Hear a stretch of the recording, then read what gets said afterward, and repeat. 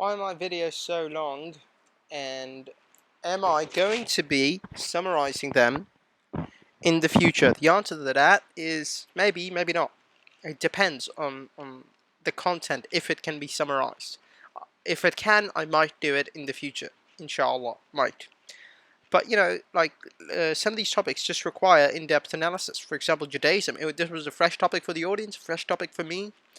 It was also some of my first videos, which is why they're so long, right? Because it was the first time I was actually doing this.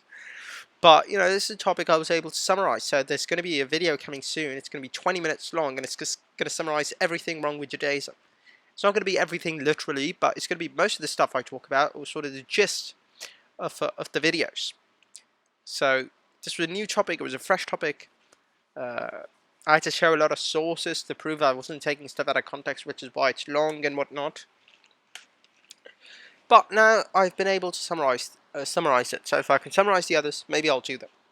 Some of them I don't feel can be summarized, like the intertextuality. I don't think so, because there's just so much stuff here. But thinking about some of these other videos, these have to be long. Think about it. Linguistic studies, the fact that the Quran and Hadith have different linguistic styles. This has been brought up before. It has. But no one's really gone in depth into these studies and shown it on YouTube by looking at the actual papers and the evidence behind the conclusions, right? Which is why I had to do that. I felt I had to therefore make a long video on it. And of course, there's more stuff on this topic in Arabic and whatnot. But I just had access to the English work. These are long because, frankly, there's just so much material. And there's more videos on these coming as well. But the thing is, the fact that there's so much material for intertextuality really shows you the in-depth knowledge that the author of the Quran had about these Judeo-Christian traditions, which proves it's from Allah, right? That's actually something to appreciate, the fact that so much content can be produced and there's more to come out still. A few more videos on this to come out still. That shows you how many examples there are and how much in-depth knowledge the Quranic author had, and so it could not have been Muhammad, peace be upon him, or the Arabs. Or of course, I discussed all those possibilities and refuted them all in the videos. But yes, people have brought this up a couple times before, but no one's really gone in depth, and so I had to do that as well. This one was long because it was just one of my first videos. That's why it's long. Also, I discussed some interesting topics, so that's why it's long. The organization ones, they have to be long because I have to show I'm not stretching, right? Because a lot of times, for example, Raymond Farron, a lot of his work is stretching. I have to show I'm not stretching. Also, just because there's so much sophisticated structure, there's inner rings as well in many of these surahs. When you have inner rings, well, you just have to go in depth because you have to read all the verses and show how they're connected. So because there's just so much to be talked about in these chapters. In these videos, I have to go in depth, and of course there are going to be more videos on this topic as well. But it's important again to look at the actual text to show that I wasn't stretching. That's important because a lot of times people will talk about these topics and they'll stretch. And I feel it has to be definitively shown I'm not stretching. These are actual connections you can make. These ones, of course, reposted, important. I'm going to be having more videos on the eloquence as well. Different types of videos, but talking about the linguistic miracle of the Quran is important because people have heard about it, but people don't really understand it, right? So it has to be properly explained, and that's why these videos I reposted them even though they're so long. That's why I'm going to be having more videos on this topic from different angles as well. These videos were long because, frankly, this argument's been done before, right? Mad, truthful, or liar. It's been done before. And it's been done well, but it's been done to death. People have talked about this a lot. So, frankly, for me to just make a summarized video of this content would be nothing new. People have done this before. But the advantage of doing it in depth is, again, people have not looked at this topic in depth much. Of course, yes, it's been done, but when it comes to da'wah, it's not been done it isn't done in depth as much, right? You'll find it. You'll find books on it, of course. Scholars have done it. You'll find this is discussed in Sira topics and this and that, but not really in a Dawah context, right? And so that's why I had to repost this guy's videos, this Sheikh's videos on them, and also I talk a little bit in video 3 about this, right?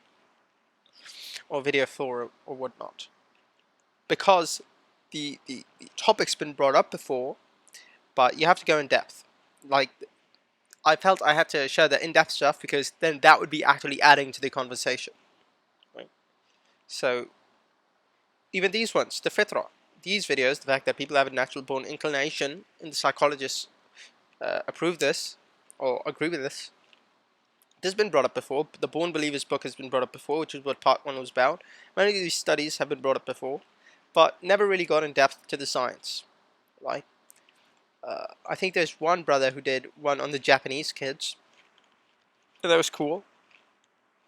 But overall, people bring up the book, but people don't really go into the evidence behind the book. So I feel like these are lost topics that need to be talked about. So yes, the conclusion, presenting the conclusions is important, but also what's the evidence? And I feel I'm trying to fill that gap. But what's the evidence behind the fitrah? Why are psychologists saying that? So I had to fill those gaps in.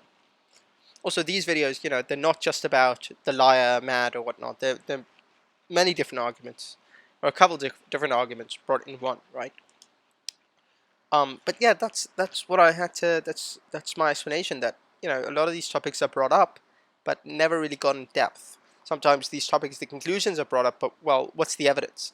It seems like there's a gap that has to be filled, right? On YouTube, that is. A lot of times the evidence is brought up, but it's summarized. So I feel like I want to fill that gap by bringing the actual evidence and whatnot. And telling you what's in these books, what's in this material, what are they discussing in academic circles about intertextuality, right? Because there's a big conversation in Orientalist groups. Now, unfortunately, a lot of the content is garbage on this by the scholars, the Orientalist scholars. It's garbage. I trust me, I read so much of it, and there's so much stretching and whatnot. But it's similar to the organization.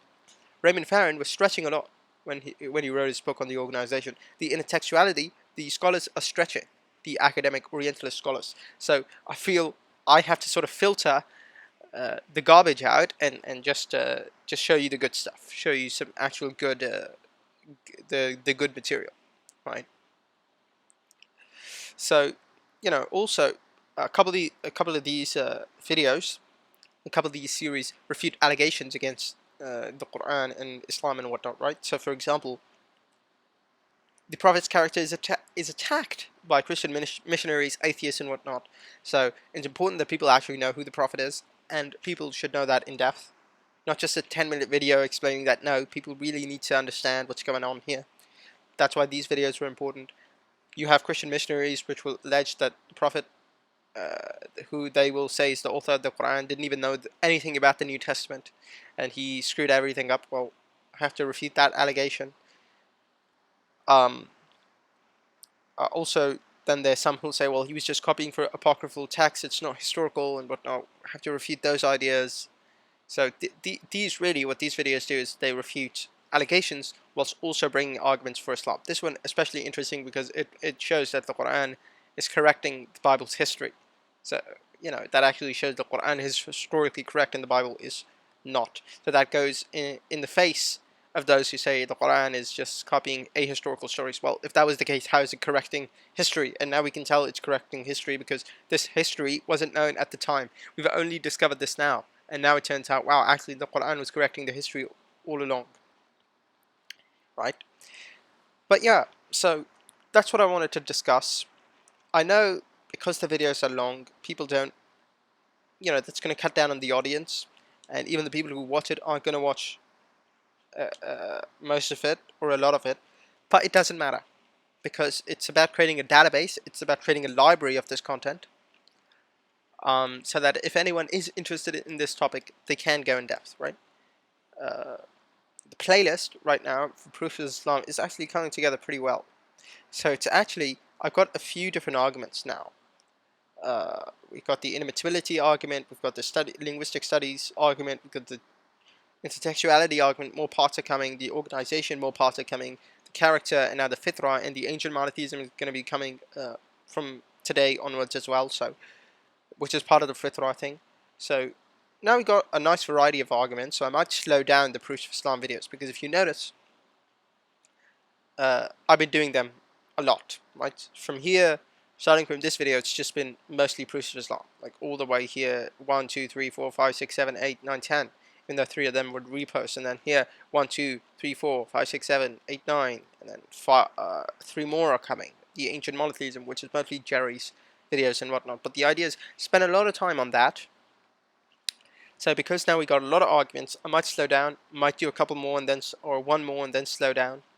But I feel I can start doing some other videos now as well, right? And again, it doesn't matter if people aren't watching them, or if the audience cuts down, because it's just about creating a library, creating a database. So if someone with doubts, someone who's interested in the topic, does really want to go in depth, they can. Because, you know, even the idea of proofs of Islam, it's been discussed before. You can find the summarized topics online. But, you know, our scholars used to write books, volumes and volumes and volumes on this topic. And if you go on YouTube, you're not going to find in-depth content on this. Right, you'll find some content in books and this and that, but not really too much in-depth content on YouTube. Most of it is summarized and whatnot, right? So if you want to find the summarized stuff, you can find it elsewhere. But, you know, we also have this tradition of going into this topic in depth. And I feel that it's important to create a database of, like, looking at this question exhaustively, right?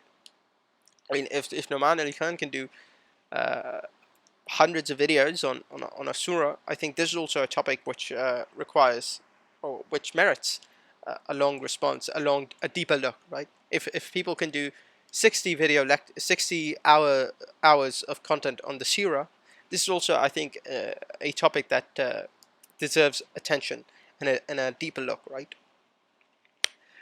So it doesn't matter if people watch them or don't watch them. It's just about creating the library, creating the database of content. And so with that, and again, I might slow down these types of videos. I have a couple ideas of a couple series videos I want to start going forward. I want to do stuff on atheists being emotional, and just you know, the fact that they have emotional problems, and really atheism is emotional, not intellectual.